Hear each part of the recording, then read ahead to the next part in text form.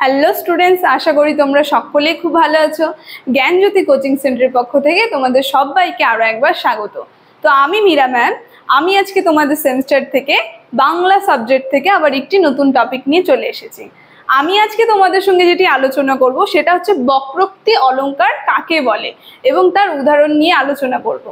আলোচনাটি শুরু করার আগে তোমাদের ছোট্ট করে একটা ইনফরমেশন দিয়ে দিই। দেখো, বোর্ডের কর্নারে তোমরা দুটো নাম্বার দেখতে পাচ্ছ। এটা হচ্ছে আমাদের জ্ঞানজ্যোতি কোচিং সেন্টার হেল্পলাইন নাম্বার। এখানে তোমাদের অনলাইনে ক্লাস করানো হয় এবং তার সঙ্গে তোমাদের নোটসও দেওয়া হয়। তোমরা যদি অনলাইন ক্লাস করতে চাও এবং নোটস পেতে চাও তাহলে অবশ্যই এই নাম্বার দুটির সঙ্গে যোগাযোগ করো। তাহলে আমি আমার টপিকটি শুরু করছি। প্রথমেই বললাম, আজকে আমি তোমাদের সঙ্গে যেটি আলোচনা করব সেটা হচ্ছে বক্রোক্তি অলংকার কাকে বলে। হ্যাঁ, তো বক্রোক্তি অলংকারে দেখো সংজ্ঞাটা আমি লিখে নিই। সংজ্ঞাটা আমি তোমাদেরকে মুখে বলছি, তোমরা একটু খাতায় সেটা লিখে নেবে, ঠিক আছে? প্রথমে আমি কনসেপ্টটা ক্লিয়ার করি। বক্রোক্তি অলংকারটা আসলে কি? দেখো, যে কোনো একটা কথা যে আমরা বলি সেটাকে কি করা হচ্ছে, একটু বাঁকিয়ে, মানে একটু বলি না, ঘুরিয়ে পেঁচিয়ে গোলমাল করে যে কথাটা বলে। তো এখানে কি হচ্ছে, প্রশ্ন, ঠিক আছে? একটা হচ্ছে প্রশ্ন, আরেকটা হচ্ছে স্বর আকৃতি। এই যে গলার স্বর, সেই স্বর আকৃতি, এই দুটি বিষয় দিয়ে বাক্যটাকে কি করে, একটু ঘুরিয়ে পেঁচিয়ে বলে, বাঁকা ভাবে বলে। এটাকেই সাধারণত বক্রোক্তি বলে। এখন যদি আমি সংজ্ঞাটা বলি, তোমরা যেটা লিখবে সংজ্ঞাটা সেটা হবে যে বক্রোক্তি কথার অর্থ হচ্ছিল বাঁকা। প্রথমে আমি বললাম মানে বাঁকা, জিনিসটা সোজা না, বাঁকা। তো সোজাসুজি কোনো কথা না বলে প্রশ্ন বা স্বরাকৃতির দ্বারা বাঁকাভাবে বলার যে অলংকার সৃষ্টি হয়, আমরা যে বাঁকাভাবে বলি সেটাতে যে একটা নতুন অলংকার সৃষ্টি হচ্ছে, বক্তা তার বক্তব্যে কি কথা কিভাবে বলতে চান তা সঠিকভাবে জেনেও শ্রোতা অনেক সময় ইচ্ছে করে তাকে একটু বাঁকিয়ে বা ভিন্ন অর্থে গ্রহণ করলে তা বক্রোক্তি অলংকার হয়। ঠিক আছে, এটা ছিল বক্রোক্তির সংজ্ঞা। মানে যে কোনো একটা কথা বলবে সেটা সে জানে ভালো করে, কিন্তু কি করছে, প্রশ্ন বা স্বরাকৃতির মাধ্যমে সেটিকে ঘুরিয়ে দিচ্ছে বা একটু ঘুরিয়ে পেঁচিয়ে বলছে। তার কারণে যে অলংকার শুরু হচ্ছে, তৈরি হচ্ছে, সেটা হচ্ছে বক্রোক্তি অলংকার। ঠিক আছে, এবার যদি আমরা এর একটা উদাহরণ দিয়ে দিই। দেখো, এখানে আমি উদাহরণটা বলেছি যে কে বলে কাব্যের ফুঁকে এই পৃথিবী নিরামিষ হয়। দেখো, এখানে কথাটা কি করেছে, একটু ঘুরিয়ে পেঁচিয়ে শব্দ আর স্বরের মাধ্যমে একটু ঘুরিয়ে পেঁচিয়ে বলেছে যে কে বলেছে কাব্যের ফুঁকে এই পৃথিবী নিরামিষ হয়। ঠিক আছে, এবার দেখো বক্রোক্তি অলংকারে যদি আমরা চলে যাই, বক্রোক্তি অলংকারকে আবার দুটি ভাগে ভাগ করা হয়।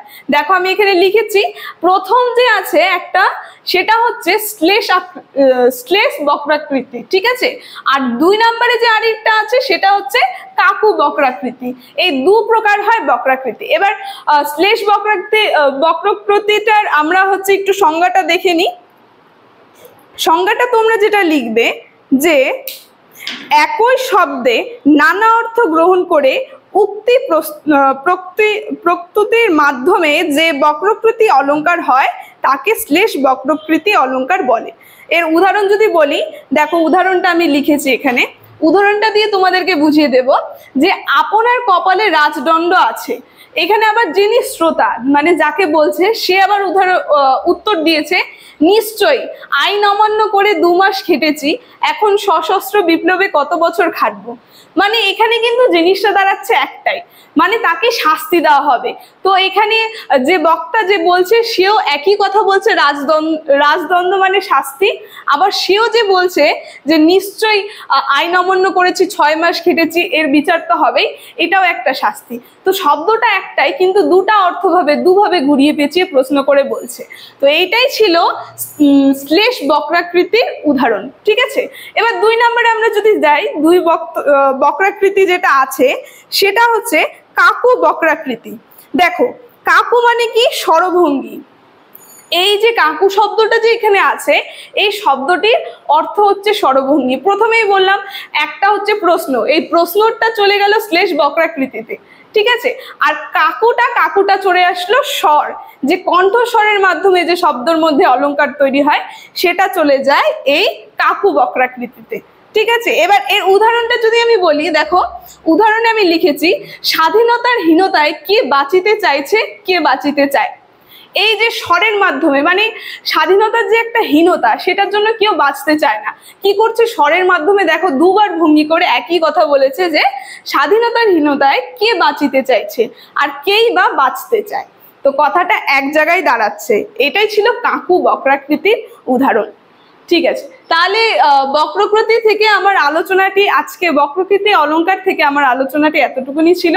ভিডিওটির আলোচনাটি আমি এখানেই শেষ করছি। যদি ভিডিওটি তোমাদের ভালো লেগে থাকে অবশ্যই like, comment, share and subscribe করে দিও। Thank you.